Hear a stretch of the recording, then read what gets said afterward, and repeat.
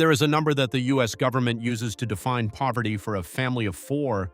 That number is $31,000 a year. Fall below it and you qualify for Medicaid, food assistance, housing subsidies, and child care support. Rise above it and the government considers you not poor. Now, here is a different number. The median household income in the United States is $83,000 a year. That is supposed to mean a comfortable, stable, middle-class life. A house, a car, maybe a family holiday. The kind of life the American dream was built around. And yet, for a large and growing number of families earning right around that median, money feels tight. Not tight in a frivolous way. Tight in the way where a car repair, a rent increase, or a medical bill in the wrong month turns a stable situation into a crisis. So we have a contradiction. If $31,000 is the government's definition of poverty, but $83,000 feels precarious for millions of families, something in the measurement is broken.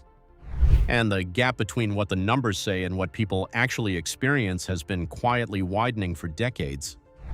Today we are going to follow that gap to its logical conclusion. Because if you run the actual math on what a stable life costs in America right now, the number that comes out is not $83,000.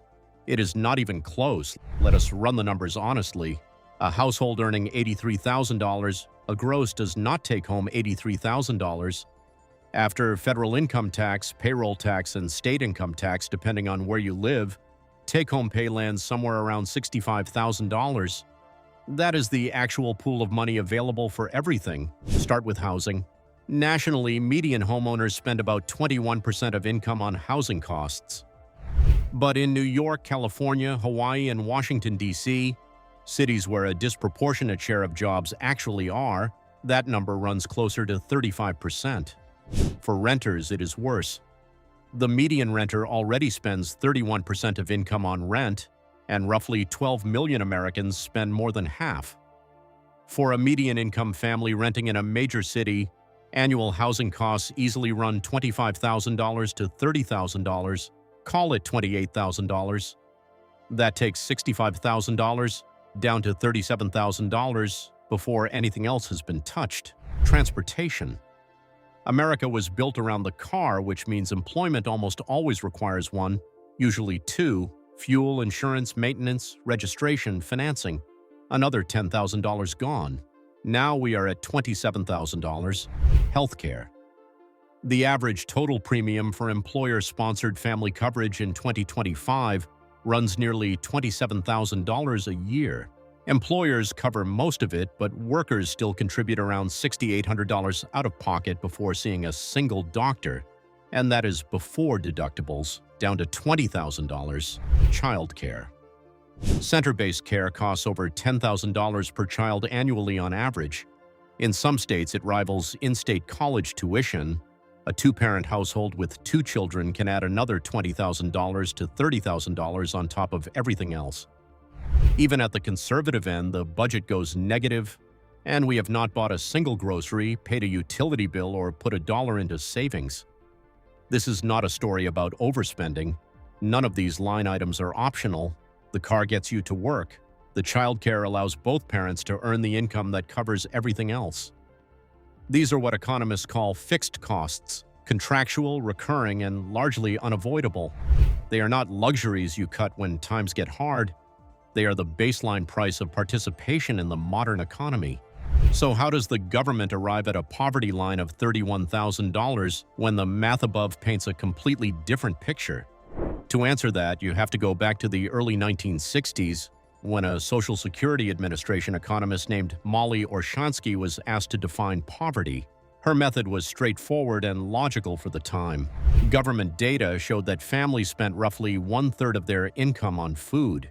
She calculated the cost of a minimal nutritious food budget and multiplied it by 3, food times 3. That became the poverty line, formalized in 1969, and it has been adjusted for inflation every year since. The logic held in 1965. Housing was manageable. The median home cost roughly 3 times annual income. Employer-provided health insurance was common and comparatively cheap. College could be paid for with a summer job. Single-earner households were far more common, so childcare was not yet a major market expense. That world no longer exists. Today, food represents about 8% of average household spending, closer to 1/12 of the budget, not 1/3. Meanwhile, housing has become the dominant expense in the modern budget. The median home now costs closer to 5 times annual income nationally. In Los Angeles, it is 11 times. In San Jose, 12. In San Francisco, around 10. Home prices have grown at roughly 2.4 times the pace of general inflation since the 1960s. If housing had simply kept pace with inflation, the median home today would cost around $177,000. Instead, it is closer to $431,000. Family health insurance premiums have been rising faster than inflation for decades. Childcare costs have increased 153% since 2000, compared to 90% overall inflation over the same period. If you updated Orshansky's original methodology to reflect what food actually represents as a share of the modern household budget, not 1/3 but 1/12, and applied the same multiplier logic, the implied poverty threshold for a family of 4 would not be $31,000. It would be somewhere around $130,000. That is not a policy proposal, it is arithmetic. Before we go further, if this kind of structural economic analysis is what you are here for, hit subscribe now. We break down the forces reshaping money and household economics every week, and there is more coming. There is another dimension to this that almost never makes it into the mainstream conversation, and it is one of the most quietly destructive features of the modern American welfare system. Public assistance programs are built around income thresholds. Cross above the line and benefits disappear. On paper, that sounds rational. In practice, it creates what economists call the benefits cliff, and it traps people in exactly the gap between where the government thinks poverty ends and where financial stability actually begins. Here is how it plays out.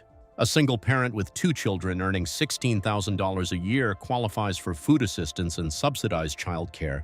The system functions as intended. Then they get a raise to $25,000. Gross pay increases, but the raise crosses an eligibility threshold and food assistance disappears. Annual net resources drop by roughly 1/3. A small raise made the family poorer. Continue up the wage ladder and it happens again. At around $15 an hour, childcare assistance cuts out. A 50-cent raise triggers the loss of a subsidy worth thousands. Net disposable income drops by 25% almost immediately. Then, at around $22 an hour, public health coverage disappears and private insurance premiums absorb what was gained. At multiple points on the income ladder, earning more leaves you with less. The person did nothing wrong.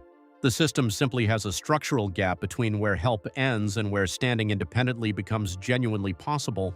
And the people living in those gaps, earning too much to qualify for assistance but too little to absorb market prices for housing, healthcare, and childcare, are some of the most financially exposed households in the country. They do not show up in poverty statistics at all. We actually got an accidental glimpse of what happens when the fixed costs of modern life temporarily disappear. When the pandemic hit in 2020, commuting stopped, childcare centers closed. The daily costs of participation, transportation, lunches, fuel, dry cleaning vanished almost overnight. At the same time, the U.S. personal savings rate surged to nearly 32%, the highest level ever recorded. Stimulus payments played a role, but just as important was what households suddenly stopped spending. For a few months, millions of families that had been stretched to the edge found themselves able to absorb a surprise without it becoming a crisis, which is exactly what $83,000 a year is supposed to provide, but increasingly does not. Then the economy reopened, and the costs came back, most of them higher than before. Mortgage rates climbed from under 3% in early 2021 to over 6% by 2023, more than doubling the financing cost of a home that had itself surged in price during the pandemic. By 2025, homeownership was considered unaffordable in 17 states. Before the pandemic, that number was essentially 1. Property insurance premiums rose over 5% nationwide in a single year. Employer-sponsored health premiums in 2025 were about 26% higher than in 2020. The squeeze resumed. The gap between what the benchmark measures and what life actually costs widened a little further. Here is the bottom line. Americans are, by most official measures, richer than ever. The share of households earning above $150,000 has grown. On paper, that looks like progress. But consider what $150,000 actually buys in a high-cost city today. After taxes, housing, transportation, healthcare, and childcare, that household is not affluent. It is stable, possibly, and not particularly far from the edge. The middle class is not shrinking because households are graduating into prosperity. It is shrinking because the cost of a stable life keeps rising faster than the benchmark we use to measure whether people can afford one. And when that threshold keeps moving, the behavioral consequences compound quietly. Households delay home purchases, postpone having children, avoid starting businesses because one bad year could mean losing health care. Do not move for better opportunities because rent in the cities where those opportunities exist is simply out of reach. U.S. birth rates have fallen significantly over the past 2 decades, and financial insecurity is consistently one of the main reasons people give. The official poverty benchmark says fewer people are struggling. What is actually happening is that the definition of struggling has not kept up with what struggling actually looks like.